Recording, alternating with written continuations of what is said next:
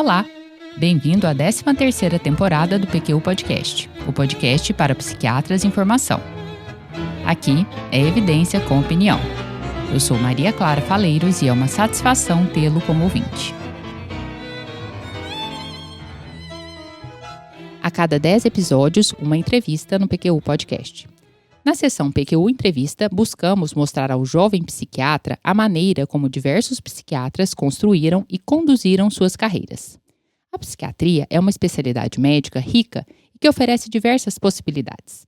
Esperamos que as histórias que nossos convidados contam aqui possam servir de inspiração e guia para que você, psiquiatra em formação, encontre o seu caminho diante de tamanha diversidade e tantas opções. A entrevista de hoje é com o psiquiatra, pesquisador e professor Marcos Ortiz Nishihara Chagas.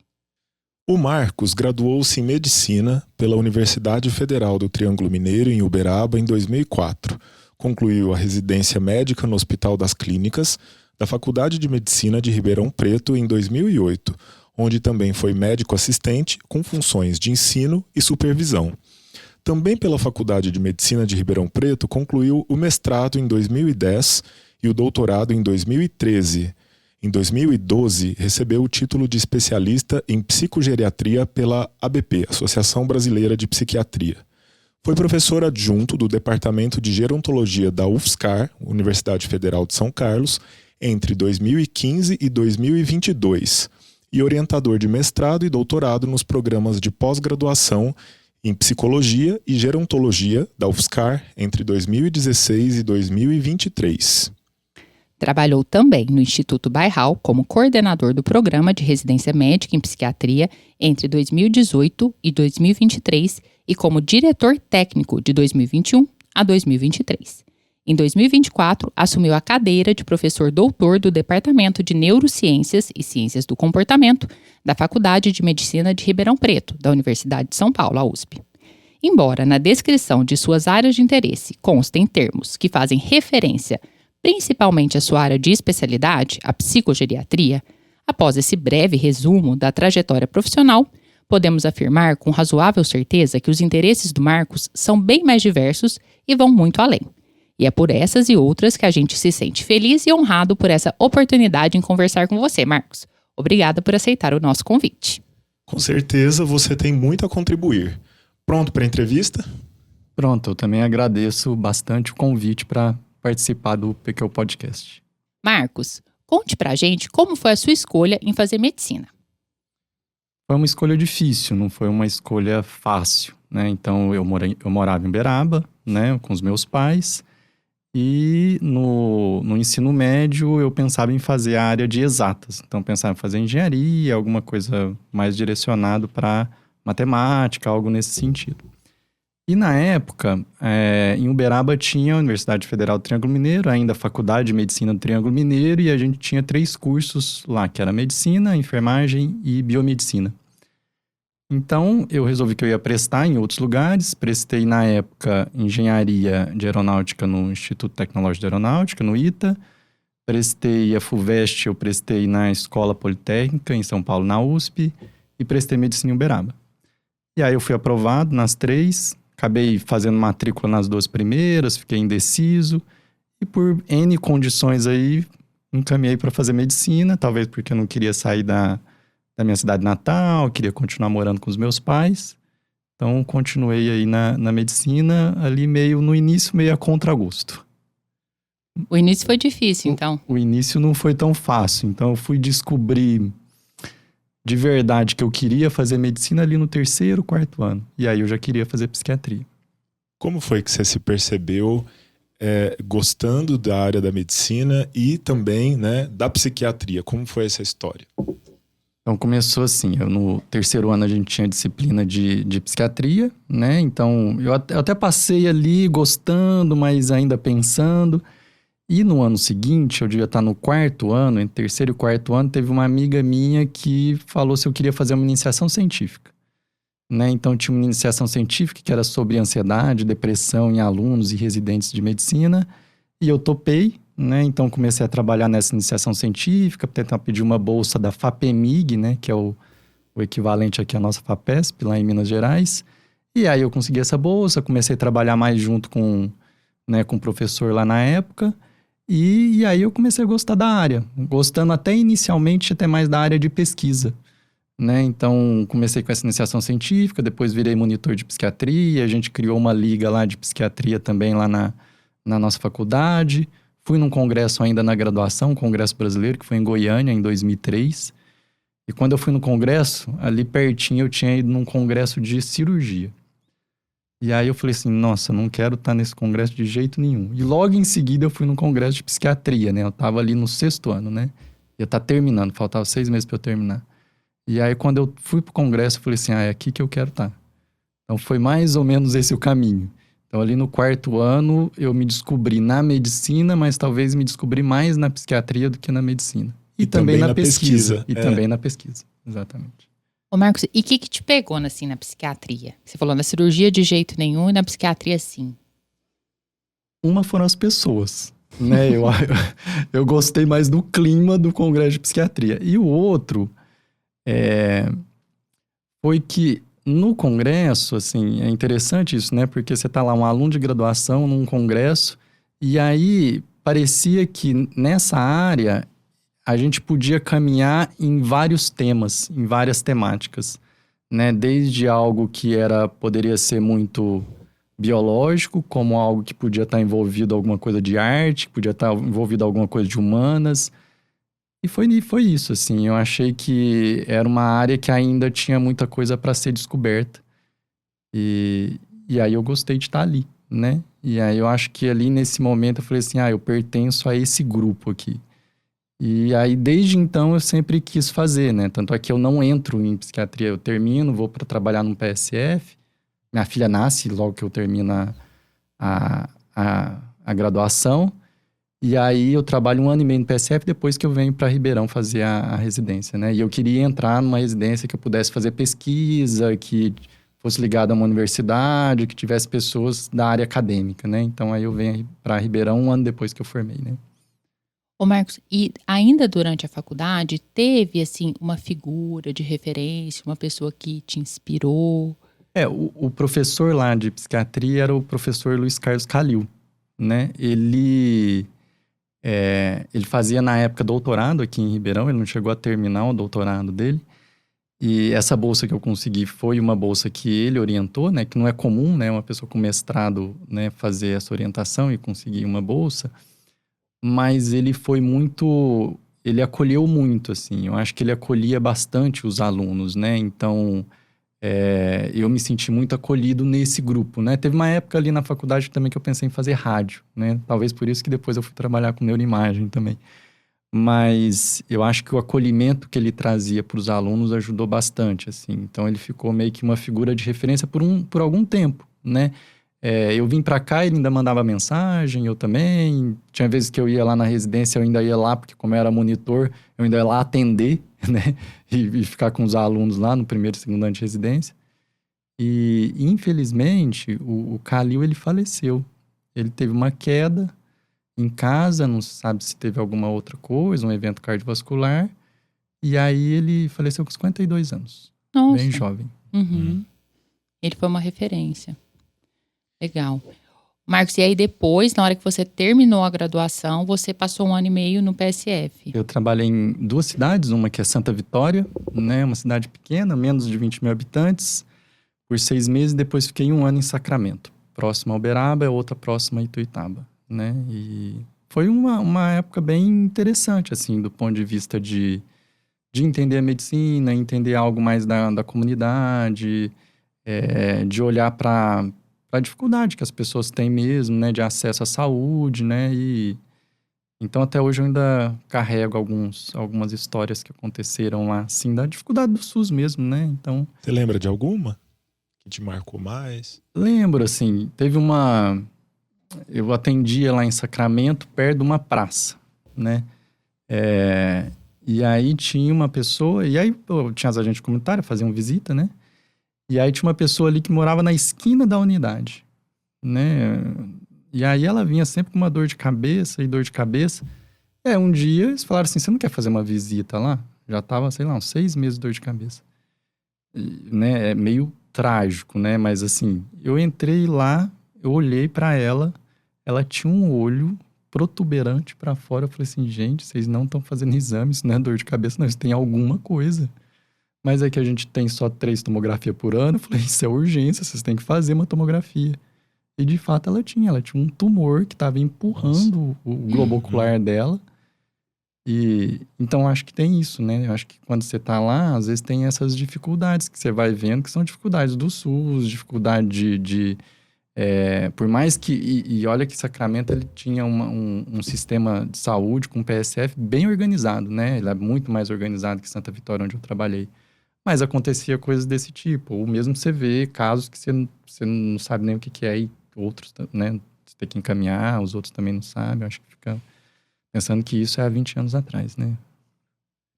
E já há muita experiência também com saúde mental, provavelmente, ali, né? Com a comunidade.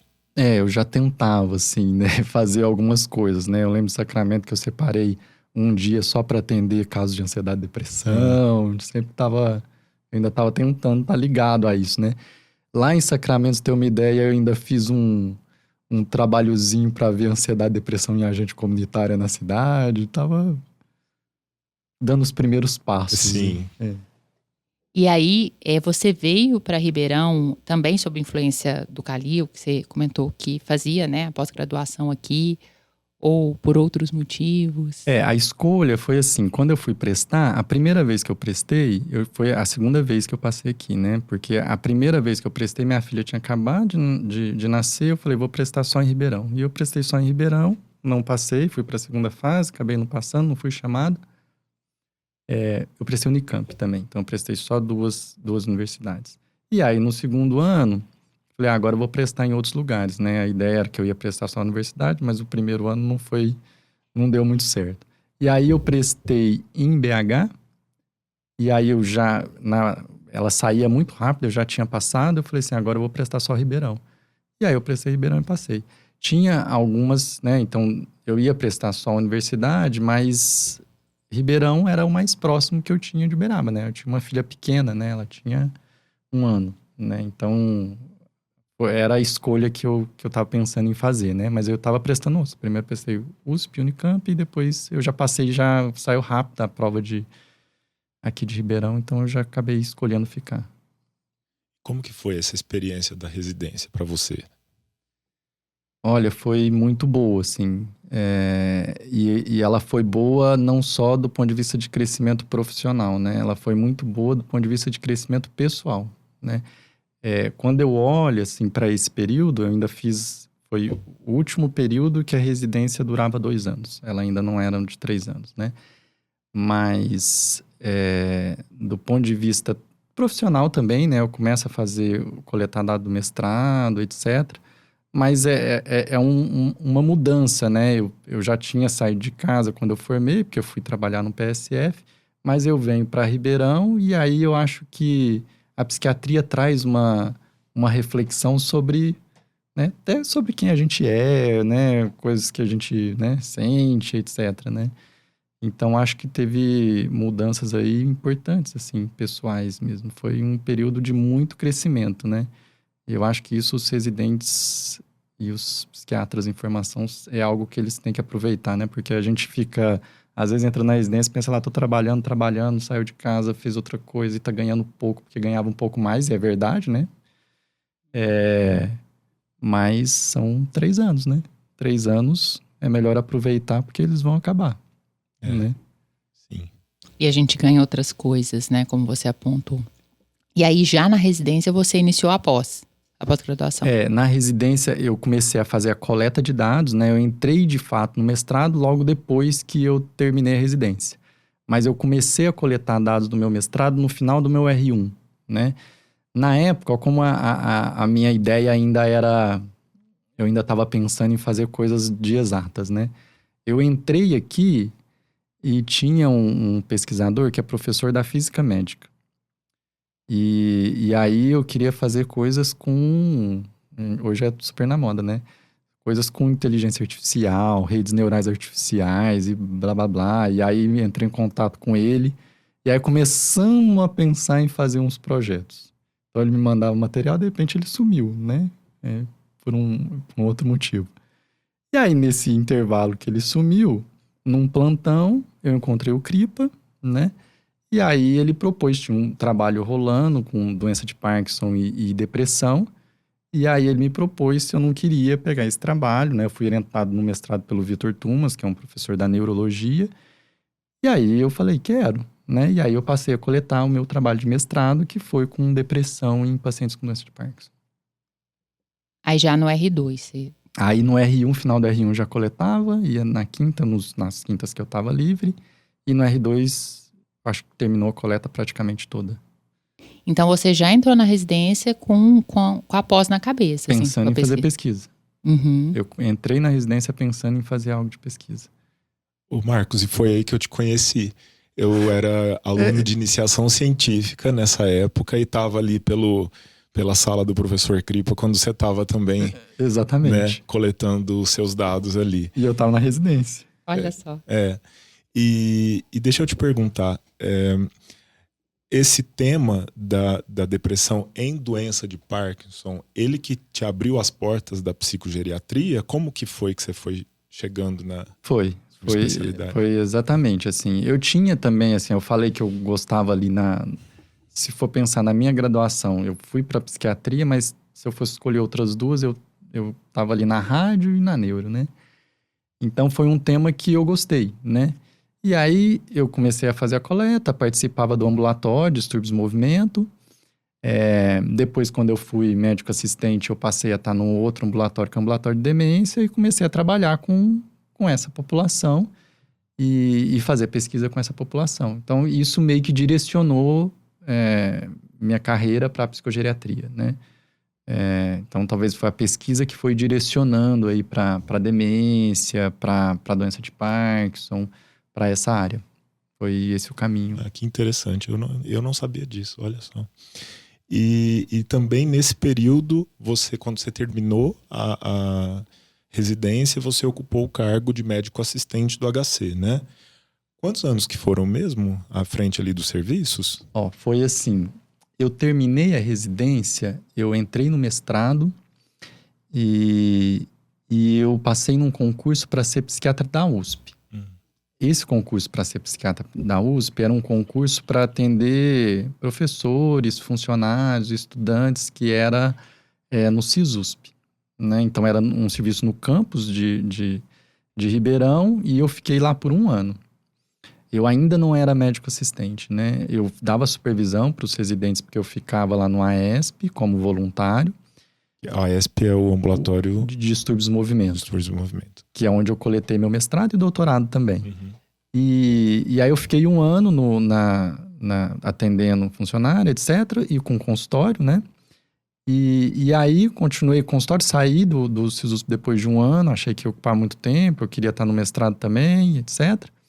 Assumi algumas outras coisas lá, um ambulatório de ansiedade, fiquei um tempo ainda sem ser médico assistente. Terminei meu mestrado, e aí quando eu terminei meu mestrado em 2010, eu pensei em fazer 2 caminhos. Um era entrar no doutorado com uma determinada dedicação e investir no consultório, ou ficar mais tempo no HC e investir mais no doutorado. Eu acho que isso é um ponto importante, assim, porque nesse momento eu acabo decidindo por ficar praticamente o tempo inteiro no HC. Né? Então, em 2010 eu presto outros 2 concursos, né? Eu tinha saído da USP, que um é da USP, que é um que eu fiquei, que era a lotação era no Centro de Saúde Escola, né? Então, eu fiquei algumas horas no HC e parte no Centro de Saúde Escola, que é uma atenção secundária aqui em Ribeirão Preto. E um concurso no HC, que era interconsulta, um ambulatório de psicogeriatria, o AESP, distúrbio de movimento, de demência. Então, de 2010 a 2011, eu passo a fazer 40 horas no Hospital das Clínicas. Então, aí eu tô no doutorado, né? Eu entro no doutorado logo em seguida também em 2010, final de 2010. Então, isso é um ponto importante aí, que eu passei a decidir fazer supervisão, trabalhar com ensino e pesquisa. Quase não, full time, né? Aí as coisas se juntaram todas, e a partir do final de 2010 você ficou o tempo todo no HC. O tempo todo no HC.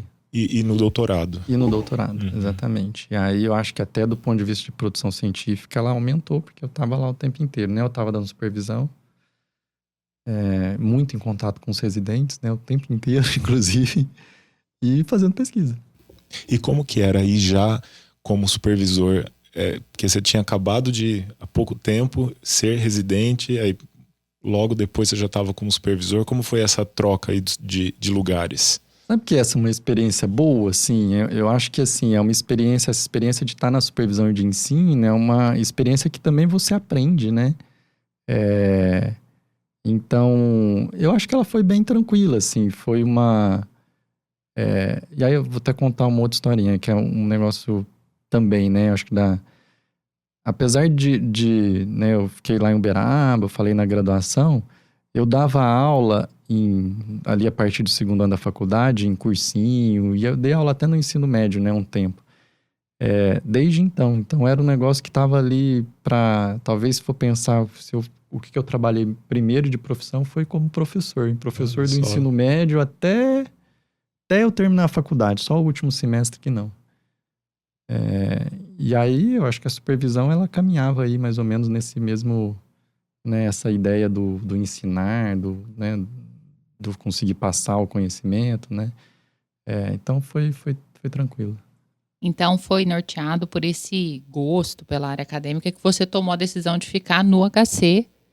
Exatamente. E não dividido entre consultório e doutorado. Exatamente. Foi essa ideia mesmo, assim. Eu falar assim, eu vou focar nisso, né? Eu quero focar nessa área que eu pretendo ficar, né? Então, essa que foi a decisão ali em 2010, 2011. Ô Marcos, e antes de você contar pra gente um pouco do doutorado, eu queria te perguntar como que foi para você essa experiência da interconsulta, que é essa interface da psiquiatria com o restante das clínicas e, sobretudo, da neurologia, né, e também da geriatria. Uhum. Isso é algo que até hoje, né, eu tô na área da psicogeriatria e eu continuo trabalhando com isso, né, que é algo pra gente sempre pensar, assim, olhar, né, a gente vai ver o ser humano, às vezes e eu acho que a psiquiatria traz muito isso, né, a gente talvez tenha conseguido vê-lo de uma forma bem integral, né? Quer dizer, tem alguma coisa, uma outra condição médica que pode interferir na maneira que ele se comporta, mas tem um ambiente dele também que altera o jeito que a gente está agindo. Quer dizer, a interconsulta, a gente consegue olhar consegue ter esse olhar, né? Consegue direcionar o olhar para isso, né? Para entender o ser humano como algo integral, e não só como algo só biológico, mas sabendo que a parte biológica pode alterar nossos comportamentos, nossa maneira de pensar, né? Eu acho que a interconsulta ela traz um pouco isso, né? E a neuro também, né? Eu acho que quando a mesma coisa, né? Hoje você vai ver um paciente com demência, um paciente com doença de Parkinson, você vê o impacto disso na vida. E é o impacto da própria limitação que a doença traz, mas também, talvez, algo biológico que está acontecendo ali, né? Isso tudo está ali junto, né? E a gente que está na psiquiatria está trabalhando com isso o tempo inteiro, né? Marcos, eu fiquei em dúvida nessa parte. Você chegou a abrir o consultório na cidade, nessa época, e depois foi integralmente para o HC? Tá. Eu abri o consultório em 2008. E fechei ele mais ou menos no final de 2010. E aí eu continuei atendendo na clínica civil. De 2010, 2011 até eu sair do HC em 2015. Então eu não deixei a clínica totalmente. Eu nunca acabei deixando a clínica totalmente. Então eu tinha horários na clínica civil, mas eu continuava no HC, né? Uhum. Aí eu não tinha consultório dentro da cidade. Para quem nos ouve e não sabe, a clínica civil é uma clínica... É um serviço paralelo, né, ao HC, que tem especialidades também e atende convênios, atende particulares, né? Que é vinculado à FAEPA, né? Ô Marcos, e como foi o doutorado? Qual foi o tema? Como que você se direcionou aí do mestrado para o doutorado? O meu doutorado tem um pouquinho de tudo, assim, ó. Ele tem um estudo de neuroimagem que a gente avaliou depressão em pacientes com doença de Parkinson e comparou a diferença estrutural do cérebro, estrutural e com espectroscopia. Então, tem esse estudo. Tem um estudo que a gente avaliou o canabidiol em pacientes com doença de Parkinson para avaliar os efeitos do canabidiol. Nesse estudo, a gente, além de avaliar os efeitos em sintomas motores, né, tinha escalas de qualidade de vida, tinha uma avaliação de sono, que a gente acabou publicando depois alguns relatos de caso em transtorno comportamental do sono REM e uso de canabidiol em pacientes com doença de Parkinson. Tinha dados que também usava canabidiol em um modelo animal para avaliar o efeito em sono. Acho que é isso, essa mistura aí. Então, ele era um doutorado que tinha o principal, efeitos do canabidiol em doença de Parkinson e um estudo de neuroimagem. Ele foi tudo coletado ao mesmo tempo, por isso que ele faz parte do mesmo trabalho, né? Então, a primeira parte, o estudo do canabidiol, ele também tinha neuroimagem antes, depois, para avaliar a espectroscopia. E esse grupo que ia para o canabidiol que não tinha depressão era o controle do meu grupo com depressão na neuroimagem. Então, era um desenho grande, assim, com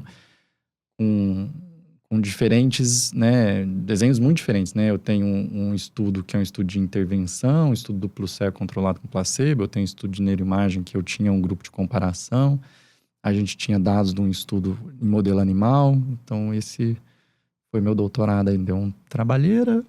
Imagino. Mas ao mesmo tempo teve muitos frutos, né? Porque aí também eu conheci muitas pessoas da neurologia, né? Colaborei com outros trabalhos que eles fizeram na área do sono. Então foi apesar do trabalho, foi algo bem que gerou bastante fruto. Bom. Ô Marcos, e aí você já estava com a carreira, né, solidificada, estabelecida, e aí você presta um concurso, né, e passa, como é de hábito, desde o vestibular. E aí você passa no concurso para docência, né, na Universidade Federal de São Carlos, a UFSCar, na gerontologia. Como é que foi essa história? Eu terminei meu doutorado em 2013, né? Então,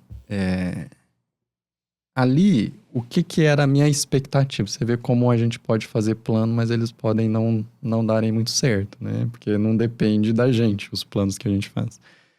Então, a ideia seria que eu terminasse meu doutorado, sei lá, 2, 3 anos depois, eu continuasse aqui fazendo mais ou menos o que eu estava fazendo, né? Seguindo a carreira. Nessa época, a USP entrou em crise financeira e não teve mais concurso, né? E eu estava aqui como médico assistente nesses 2 cargos, eu pensei, e agora? Terminei o doutorado, quero ser professor de fato, ter uma linha de pesquisa própria, né? Ter meus próprios alunos, etc. E aí eu falei, vou começar a alçar novos voos, né? O primeiro voo que eu fui, na verdade, eu pedi demissão do HC, então eu tinha 40 horas, passei a ter 20. E eu fui trabalhar na Faculdade de Medicina de Barretos, que tinha acabado de ser inaugurada e estava querendo montar o módulo de saúde mental. Então, eu fiquei lá 1 ano para fazer isso. E aí, eu ainda estava pensando o que eu ia fazer. Saiu um concurso na Federal de São Carlos, que era no departamento de gerontologia, um curso de graduação novo, mas que tinha tudo a ver com a minha área, no curso em saúde mental e no departamento de gerontologia. E aí eu pensei, vou prestar. E era dedicação exclusiva. E aí eu fui prestar. E aí eu passei. E aí eu deixei meu outro vínculo aqui, deixei Barretos e fui para lá. E aí eu acho que ali foi bem interessante, assim. Apesar de também ter sido uma escolha não tão fácil, né? Até do ponto de vista da valorização que nossos professores têm, né? Até do ponto de vista financeiro. Mas quando eu vou para lá, e aí sim eu de fato começo a vivenciar o que seria essa carreira docente, né? Eu vou com um cargo de dedicação exclusiva, num departamento bem interessante, um departamento interdisciplinar, que tinha profissionais, tinha enfermeiro, fisioterapeuta, advogada, engenheiro. Então, é um departamento que trabalha, né, com saúde, mas também com uma parte ali na gestão. Então, acho que eu aprendi muito lá, né? Então, do ponto de vista foi lá que eu ganhei meu primeiro projeto regular FAPESP, o CNPq Universal, tive meus alunos eu orientava lá a pós-graduação lá, mas também passei a orientar aqui também, né? O meu vínculo com a USP sempre se manteve, porque eu terminei meu doutorado, 2, 3 anos depois eu estava credenciado na pós aqui para orientar mestrado e doutorado, mas o núcleo mesmo do meu grupo de pesquisa era lá. Né? Então, aí passei a ter aluno de iniciação científica. Então, durante esses 7 anos lá na Federal, foi um período muito bom, assim, de crescimento, né? Que é aquela coisa, né, da carreira acadêmica, né? Ganhar o primeiro auxílio regular, ganhar o primeiro... São marcos da carreira. São com perdão. Né? Primeira bolsa de iniciação científica PESP. Então, foi um período bem interessante, assim. E parece que é um período longo, mas foram 7 anos, né? Eu fiquei lá como DE um tempo e depois acabei pedindo para ser parcial. E você organizou uma pós-graduação também clínica, né? E nesse período também fizemos uma especialização em saúde mental e cognição. Isso, Então, nesse período de 7 anos, foi um monte de coisa acontecendo, né? Eu acho que aquele ímpeto do início da carreira, né? Tô lá, vou fazer projeto de extensão, projeto de pesquisa, vou montar curso de especialização, vou orientar aluno. E foi tudo uma coisa atrás da outra. E parece que esse ímpeto te acompanha, né? Porque aí quando você parece que reduziu a carga horária para 20, você assumiu outros 2 desafios respeitáveis, né, no Instituto Bairral. Inicialmente como coordenador da residência médica e posteriormente como diretor técnico. Então, durante alguns anos, você foi professor, coordenador e gestor. Deve ter sido uma experiência e tanto. Foi bem corrido. Imagino. Né? Foi bem desafiador, assim. E aconteceu assim, né? Então, eu estava lá eu era dedicação exclusiva na Federal de São Carlos, na época eu era coordenador do curso de graduação, era vice-coordenador da pós em gerontologia. E aí, a diretora técnica do Bairral, que é uma psiquiatra, chama Thaís Moriyama, ela me chamou, eu conheci ela quando ela estava no mestrado, porque ela também trabalhava lá em São Paulo, né, na Unifesp. Ela trabalhava também com doença de Parkinson, mais ou menos na mesma temática que eu, com estudo de neuroimagem. E a gente pensou, né, os orientadores nossos também pensaram em fazer algo em conjunto. Então, eu a conheci lá, né? E depois eu até conheci outras pessoas por ela. E aí, na época, estava tendo uma mudança lá na coordenação e ela pensou no meu nome. Então, ela fez o convite, mas eu era dedicação exclusiva, eu tinha que tomar outra decisão, né? Que seria assim, e agora o que eu faço, né? Eu saio daqui e vou para lá ou eu peço para reduzir e vou lá para coordenar a residência médica? E aí, nisso, eu pedi para reduzir, virar 20 horas e ter a possibilidade de coordenar a residência. Talvez depois eu poderia, inclusive, voltar. E por que isso foi né? Por que eu tomo essa decisão? Eu estava lá muito envolvido com pesquisa, aí sim eu tinha me afastado da clínica, né? A Federal de São Carlos, ela não tem uma residência em psiquiatria, então...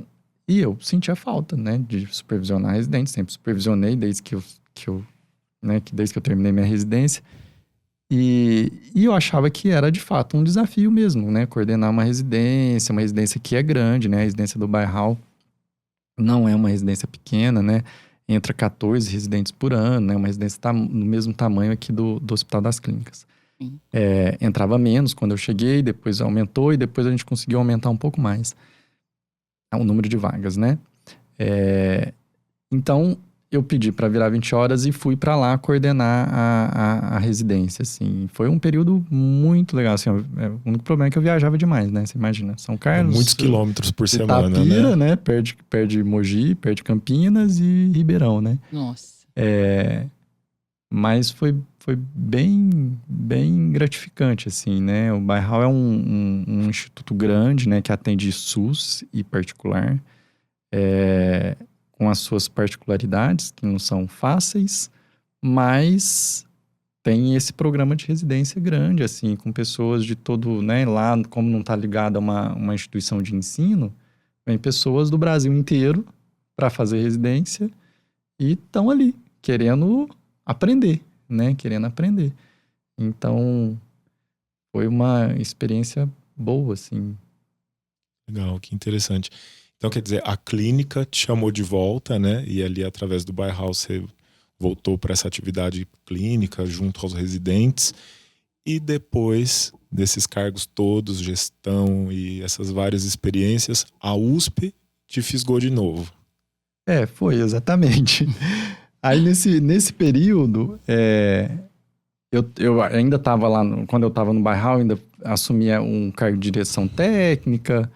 Fiquei ali também pensando na questão das instituições, trabalhando até olhando do ponto de vista de gestão mesmo, né? Então, a UFSCar também me ajudou muito nessa questão de gestão, né? Pensar que o professor, ele trabalha muito com gestão também. E aí, eu tava aí aconteceu o quê? Em 2022, eu pedi demissão da Federal de São Carlos, ainda antes de eu entrar aqui, porque eu de fato, estava viajando demais, né? Eu precisava fazer algumas escolhas aí. Eu estava na coordenação da residência, depois virei diretor técnico. Falei, alguma coisa eu tenho que deixar de lado, porque não dá para fazer tudo na vida, né? Aí eu saí, fiquei lá um tempo. E depois, com o tempo, eu fui falando, queria ficar mais numa cidade só, porque isso está demais para mim. E outras desilusões também que foram acontecendo aí do ponto de vista de gestão, de como que funciona, né? Aquela coisa da saúde mental, etc. E aí eu deixei lá também e fiquei, na verdade, 1 ano, estava falando para Maria Clara, fiquei 1 ano só no consultório. Só que saiu um edital aqui do concurso logo que eu saí de lá, né? Sim. Foi assim, eu saí, sei lá, 2 semanas depois tinha um concurso aqui, o edital demora 3 meses, né? Mas estava lá, eu falei assim, nossa, e agora, hein? Eu já tava naquela ideia, sei lá, se eu vou fazer isso, se eu vou ficar só no consultório agora, o que eu vou fazer, se eu vou descansar. E aí pensei um pouco. Esse um pouco de eu pensar durou assim, sei lá, uma semana. Eu vou prestar, né? Sempre quis mesmo. Né? Então foi mais ou menos nesse contexto. Saiu o edital, eu já tinha pedido demissão dos outros 2 lugares. Foi o primeiro concurso que saiu desde que eu terminei meu doutorado, ou seja, 10 anos depois, aqui. E aí eu resolvi que eu ia prestar. E aí eu entrei, né? Daqueles 3 meses que demora o concurso, depois demora para fazer a banca, etc. Demorou quase 1 ano depois que eu fui entrar de fato, né? Fui aprovado em 24 e entrei. E tinha um sentido, assim, porque tudo isso que eu fui fazendo, né, para mim fez muito sentido, né? Que era, né, nesse meio tempo eu estava lá 20 horas na Federal fazendo pesquisa, dando aula e mais 20 horas trabalhando com gestão lá no Bauhaus e trabalhando com residente, coordenando a residência.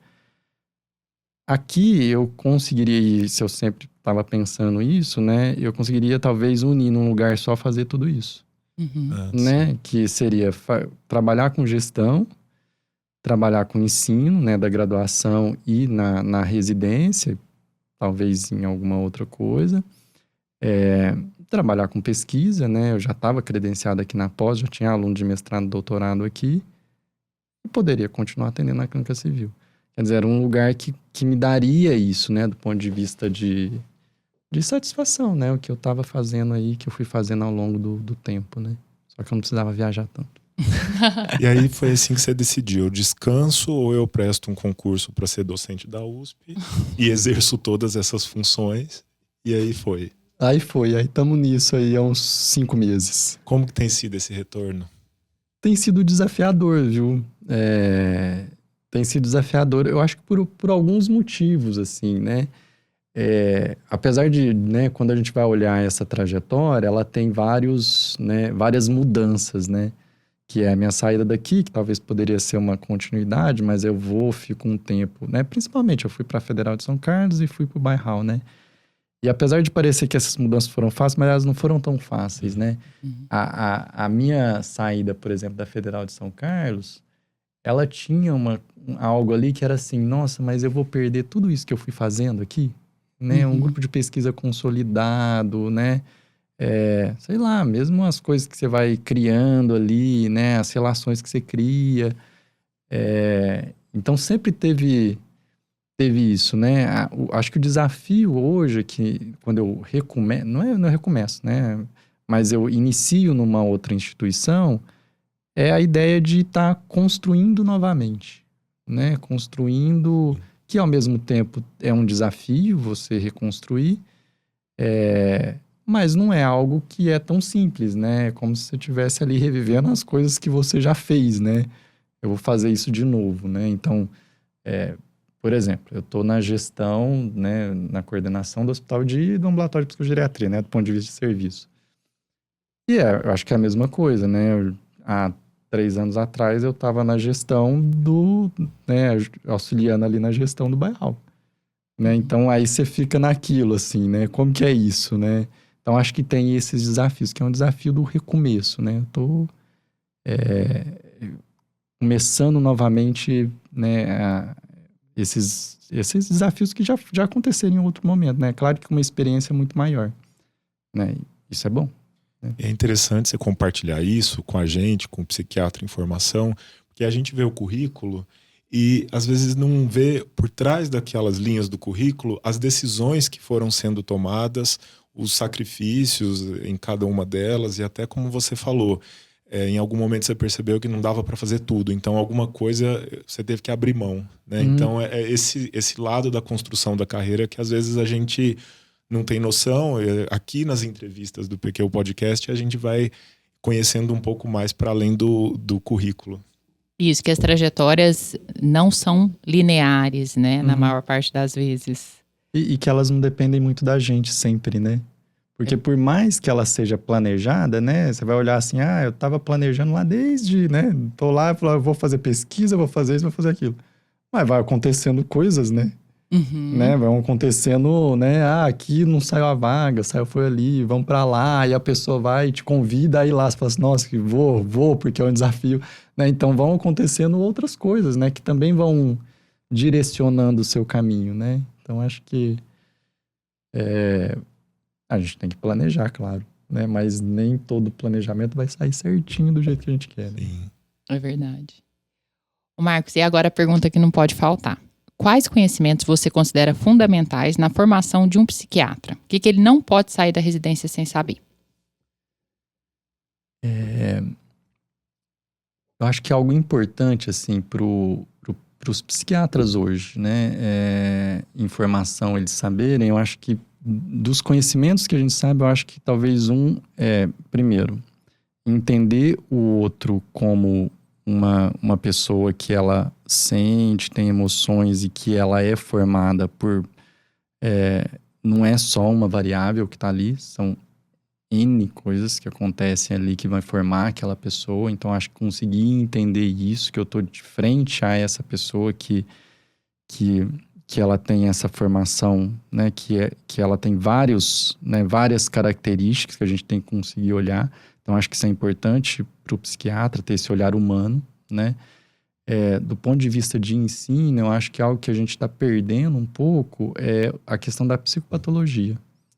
Isso é fundamental, assim, saber diferenças entre algumas características psicopatológicas, né? Eu acho que isso acaba acontecendo, talvez não porque o DSM talvez seja um pouco reducionista. Nem é exatamente isso. É que talvez se a gente olhar só para ele pode ser, dependendo do meu entendimento, algo que passa a ser mais simplista, né? Mais reducionista, né? Dependendo do meu entendimento. Não era para ser, né? Mas se eu colocar assim, vou olhar o critério, vou lá, delírio. Então tá, ele tem delírio.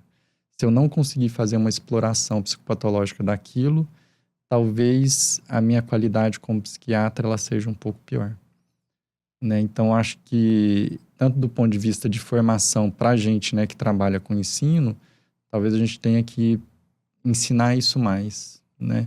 É muito fácil a gente começar a pensar assim, eu tenho que saber a medicação, a última que está saindo, o principal tratamento, mas isso, a meu ver, você vai pegar uma diretriz, você vai pegar um estudo, você vai olhar e você vai ver como que faz. E daqui 10 anos vai mudar. Agora, a ideia de você conseguir fazer um diagnóstico bem feito, fazer um exame de estado mental, saber a psicopatologia, saber também do ponto de vista histórico como que foi desenvolvendo esses diagnósticos, eu acho que isso é fundamental para o psiquiatra. Eu acho que isso diferencia um psiquiatra de outro, né? Então, se eu fosse dar uma dica aí para os psiquiatras de formação, primeiro, olhar a outra pessoa de uma maneira integral, né? E saber que ali tem essa formação que depende da história de vida dela, da história da família dela, das vivências dela, e entender de psicopatologia, né? Entender, diferenciar, assim, como que aprofundar nesse conhecimento. E eu acho que isso que você falou é importante, né? Saber usar a ferramenta, né? Que o DSM não atende, né, algumas peculiaridades da avaliação. Então, ele pode ser reducionista se a gente não souber usá-lo, Exatamente, exatamente. Marcos, e a gente quer saber também dos seus interesses atuais. Coisas que você tem lido, podcasts que você tem ouvido, que podem ser da psiquiatria ou não também. Outros interesses também valem. Então, vou falar de assim, e até que é algo que eu tô começando a querer entrar em pesquisa também em relação a isso. E aí, até indo para essa questão da psicopatologia, né? Eu acho, assim, algumas vezes eu tenho pensado que a gente está olhando muito para... Olha isso, né? Olha que contraditório, né? Acabei de falar que é importante fazer isso. Mas a gente olha muito para a psicopatologia da pessoa, de fato, né?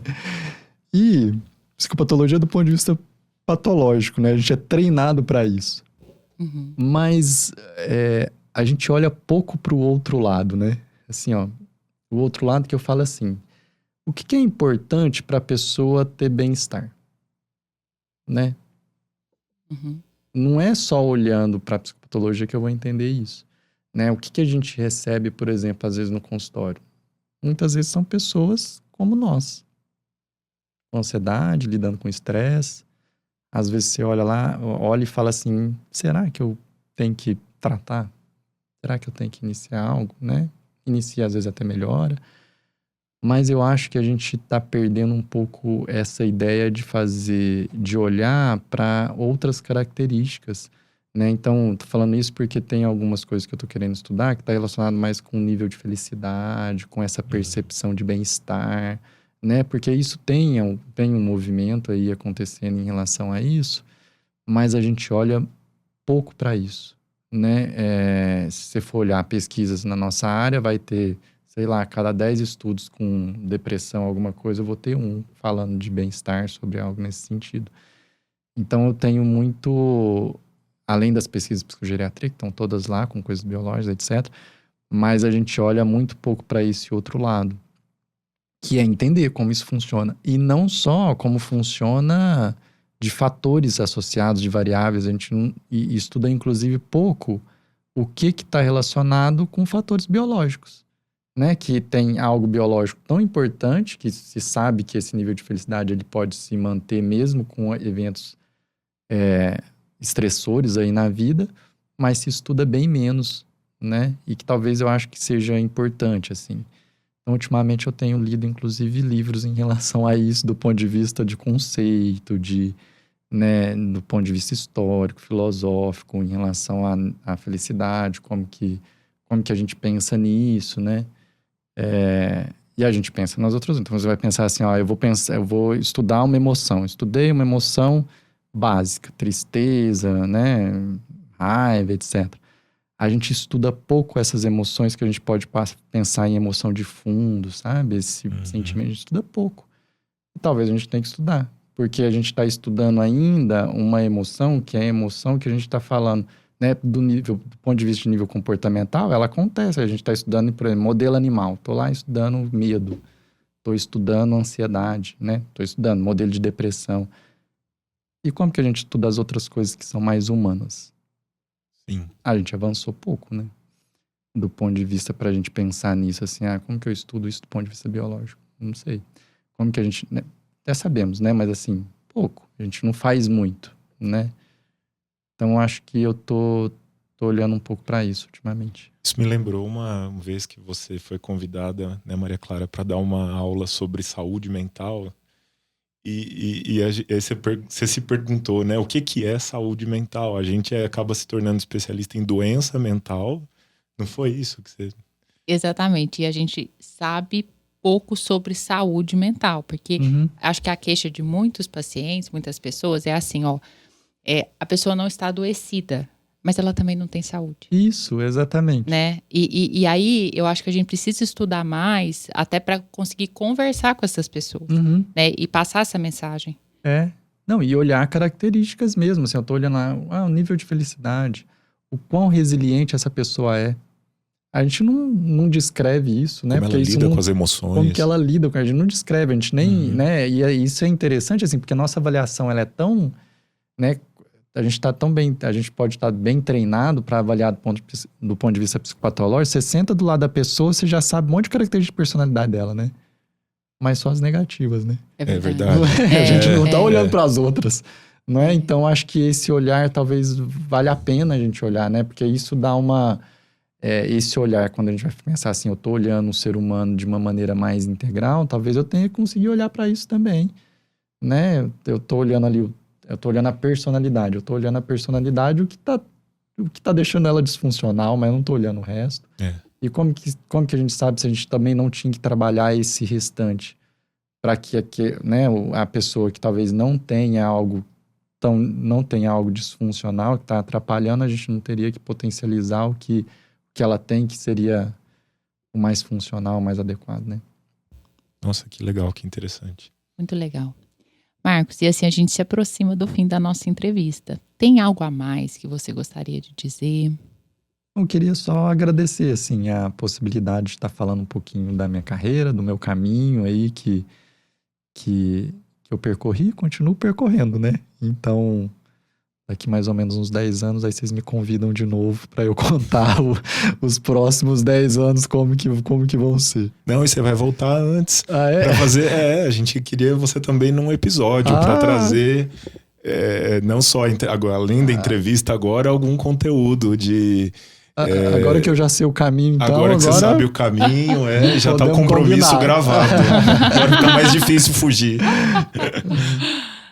Ô Marcos, pois aí você indica algum livro dessa área que você está estudando, ou podcast, algum material? O último que eu li chama Sobre a Felicidade, é de um sociólogo francês, sobre a felicidade, uma abordagem filosófica, se eu não me engano. Então, acho que é um livro legal, assim, porque ele vai colocando... Ele traz até essa ideia, assim, que às vezes até algo da nossa área ali, da saúde mental, ele olha muito para essa questão uma coisa mais negativa, né? Então, e ela tem algo filosófico, é interessante ler, assim. Então, o último que eu li foi esse. Então, quem né? Eu acho que é uma dica aí pro pessoal, se quiser ver sobre felicidade. Eu vou colocar nas referências do episódio. Boa. Marcos, obrigado, viu? Queria te agradecer, foi um prazer estar aqui com você. E a sua história é inspiradora e certamente será de grande ajuda para muitos de nossos ouvintes, psiquiatras em formação. Muito obrigada. Muito por obrigado. Sempre contribuir com a nossa formação também. Até hoje, né? Até hoje. Você ouviu mais um episódio do PQU Podcast. Siga-nos no Instagram e acesse o nosso site pqpodcast.com.br, onde encontrará todos os episódios já publicados, com as respectivas referências, organizados por data, autor e sessão. Agradecemos sua atenção.